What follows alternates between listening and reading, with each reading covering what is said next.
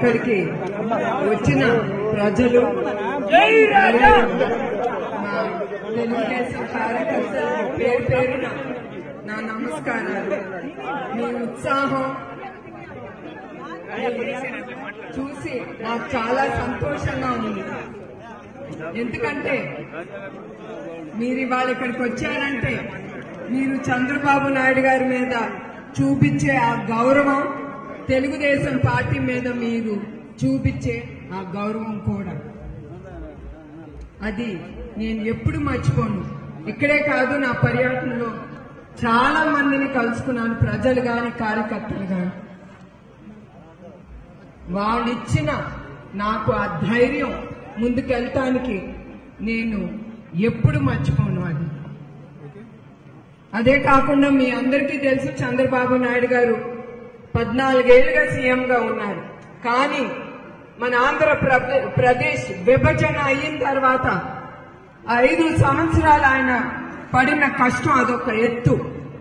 ఆయనలాగా ఎవరు కష్టపడలేరు, ఏ నాయకుడు కూడా.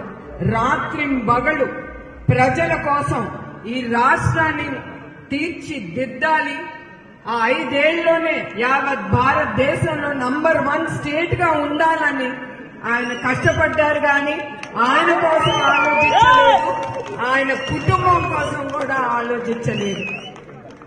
అట్లాంటి మనిషిని 53 రోజులు రాజమండ్రి జైల్లో నిర్బంధించారు. అది వాళ్ళు పిచ్చిదనం గాని ప్రజలు ఎవరూ నమ్మలేదు. అందుకే ఏ నాయకుడికి కూడా రారు.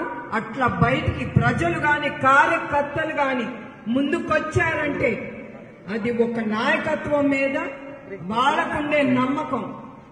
నేను కూడా ఎప్పుడు అనుకోలేదు, ఎప్పుడు నేను ఇంకా అనేదాన్ని ఆయన్ని, మీరు కుటుంబాన్ని పట్టించుకోవట్లేదని. అది చూసి నాకే ఆశ్చర్యం వేసింది. ప్రజలు ఆయన రాత్రింబగళ్ళు వాళ్ళ కోసం పడిన కష్టం మర్చిపోలేదు. ఒక నాయకుడి కోసం ఆయన ప్రజలు ముందుకొచ్చి ఆయన కోసం పోరాడుతున్నారని. ప్రతి ఒక్కరికి ఆ సమయంలో చంద్రబాబు నాయుడు గారి కోసం పోరాడిన ప్రతి ఒక్కరికి పాదాభివందనాలు. అదే కాకుండా ఆ 5 ఏళ్లు ఆయన మన రాష్ట్రాన్ని అభివృద్ధి చేయటానికి ప్రతి వర్గానికి ఆయన చాలా ఆలోచించి చాలా పథకాలు తీసుకొచ్చారు. ఆయన ఎందుకు తీసుకొచ్చారు? ఆ వర్గానికి ఏమి చేస్తే ఆ ప్రజలు సంతోషిస్తారు, అదే కాకుండా వాళ్ళు లబ్ధి పొందుతారు. దాంతో పాటు మన రాష్ట్రం కూడా అభివృద్ధి చెంది ముందుకు వెళ్తుందని, అది ప్రజలు సంతోషంగా ఉండాలని ఒక్కొక్క పథకం ఆయన ఆలోచించి అది ముందుకు తీసుకెళ్లారు. అట్లానే మీరు పోలవరం, అది మనం ఎప్పుడు మర్చిపోలేవు. 72% అయ్యింది ఆయన సీఎంగా ఉన్నప్పుడు. దాని తర్వాత ఇప్పుడు వరకు దాన్ని పూర్తి చేయలేదు. అది అయ్యుంటే అన్ని ఆపేయటం, అన్ని వాళ్ళ పట్లు నింపుకోవటం, వాళ్ళ జోబులు నింపుకోవటం, వాళ్ళ బ్యాంక్ అకౌంట్లు నింపుకోవటం, లేదా ఆ డబ్బు ఇతర ప్రదేశాలకి రవాణా చేయటం. అదే చూసారు మీరు, గంజాయి, శాండ్ మాఫియా, కల్తీ మద్యం, ప్రతి ఒక్కటి వాళ్ళు ఇదే పని. గంజాయి యువకులకి అలవాటు చేస్తున్నారు.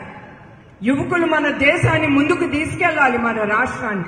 అట్లాంటి యువకుల్ని వాళ్ళ జీవితాన్ని నాశనం చేస్తున్నారు ఆ గంజాయికి అలవాటు చేసి. దాని తర్వాత అక్కడితో ఆగట్లేదు, అది మళ్ళీ మన ఇంట్లో ఉండే ఆడబిడ్డలకి అలవాటు చేస్తున్నారు. మీరు అందరూ అది గుర్తుంచుకోండి. ఎవరో ఒక ఆడబిడ్డ రేప్ చేశారు, అయిపోయింది, అది వాళ్ళది, మంది కాదు అనుకోబాకండి. రేపు అదే మన ఇంట్లో ఆడబిడ్డకు అవుతే మన పరిస్థితి ఏంటి అనేది మీరు ఆలోచించాలి. ఆడబిడ్డల్ని అలవాటు చేయటం, వాళ్ళని నిర్బంధించటం, అరాచకాలు చేయటం. తర్వాత భూ కబ్జా.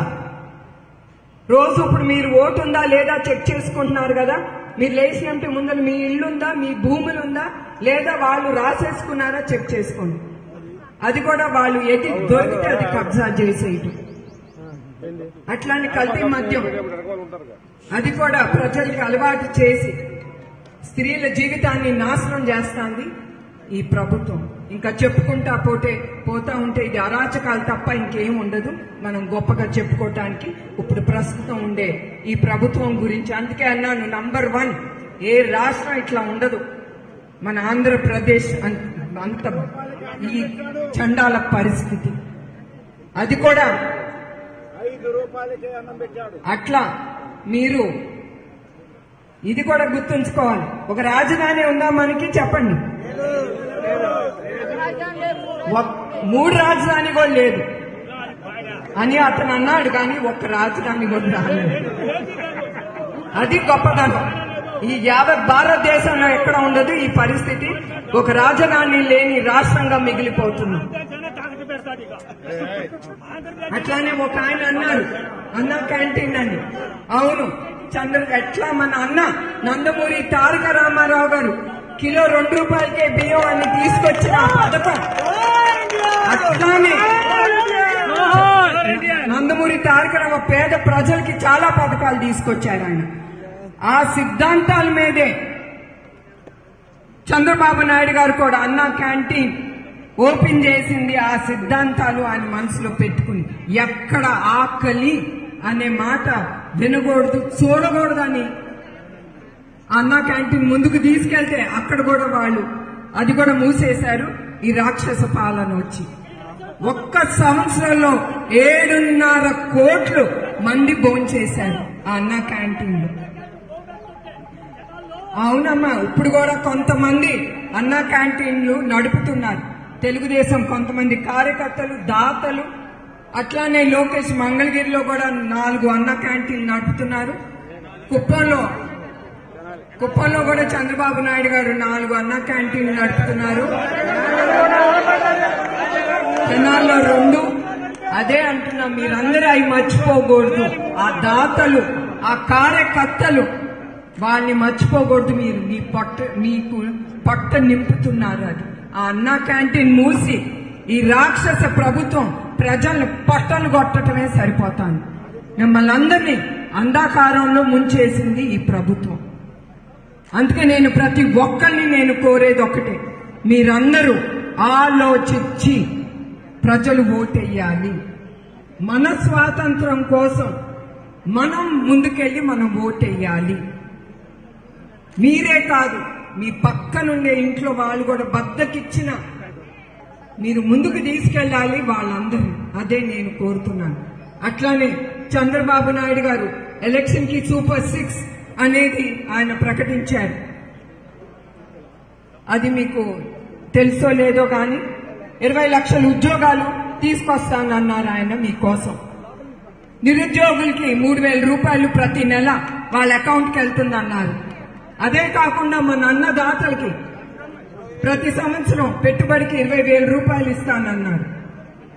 అట్లానే ప్రతి కుటుంబానికి 3 గ్యాస్ సిలిండర్ ఉచితం. తర్వాత ప్రతి ఆడబిడ్డకి 18 ఏళ్ళు వచ్చినమ్మటే ఆడబిడ్డ అకౌంట్ కి ప్రతి నెల 1,500. అదే కాకుండా చదువుకునే ప్రతి బిడ్డకి 15,000 రూపాయలు ప్రతి సంవత్సరం ఆ బిడ్డల అకౌంట్ కి వెళ్తుంది. ముగ్గురు చదువుకునే వాళ్ళకి 45,000. అదే కాకుండా ఇప్పుడు ప్రస్తుతం 3,000 ఇచ్చే ఈ పెన్షన్ చంద్రబాబు నాయుడు గారు 4,000కి పెంచుతానన్నారు. పెంచి అది మీ ఇంటికి పంపిస్తానన్నారు. అదే కాదు, ఇది ఇక్కడితో ఆగదు చంద్రబాబు నాయుడు గారి ఆలోచన. ఇది ఒట్టి సూపర్ 6 కానీ ఆయన మళ్ళీ ప్రభుత్వం తీసుకొస్తారు. మీకోసం ఆయన పోరాడతారు. మీ సంక్షేమం కోసం చాలా పథకాలు తీసుకొస్తారు. ఇక్కడితో ఆగదు ఆయన ఆలోచన. ఆయన ప్రజల మనిషి, కార్యకర్తల కోసమే జీవిస్తారు. నేను ఎప్పుడు మళ్ళీ అంటాను, ఎప్పుడు ఆయన కుటుంబాని కోసం ఆయన ఎప్పుడు బ్రతకలేదు. నేను ఒకప్పుడు పోట్లాడేదాన్ని, కానీ ఈ నిజం గెలవాలి అని తీసుకెళ్లే ఈ ప్రోగ్రాంతో నాకు ఒకటే అర్థమైంది, ఆయన మీకే అంకితం అవుతారు, మీకోసమే ఆయన బ్రతుకుతారు. అది తప్పకుండా అదే ఆలోచన. అది నేను ఆపేదాన్ని, ఇప్పుడు అది కూడా ఉండదు ఆయనకి ఆ స్వాతంత్రం నేను ఇస్తున్నాను. ఆయనకి ప్రజల కోసం, కార్యకర్తల కోసం పనిచేయటానికి. సో అట్లానే మనందరం మీ అందరికీ తెలుసు తెలుగుదేశం, జనసేన, బీజేపీ కూటమి గురించి. మనందరం కలిసి తప్పకుండా ఏ పార్టీ అయినా కూడా మనం ఆ క్యాండిడేట్ ని మనం గెలిపించుకోవాలి. ఎందుకంటే 3 పతాకాలైనా ఎజెండా ఒక్కటే. ఏంటి ఎజెండా చెప్పండి? మీ ప్రభుత్వం, ప్రజల ప్రభుత్వం రావాలి చివరికి, రాక్షస పాలన కాదు. అందుకే మీరందరూ ముందుకి రావాలి. మనం నందమూరి తారక రామారావు గారు ఒక పులి, అవునా కాదా? ఆ పులి బిడ్డలు మనందరం ఆయన్ని మనసులో పెట్టుకోవాలి. మన తెలుగుదేశం పార్టీ, మన ప్రజల ప్రభుత్వం రావాలని మీరందరూ చెయ్యి కలిపి మే 13న మీరు మర్చిపోకూడదు.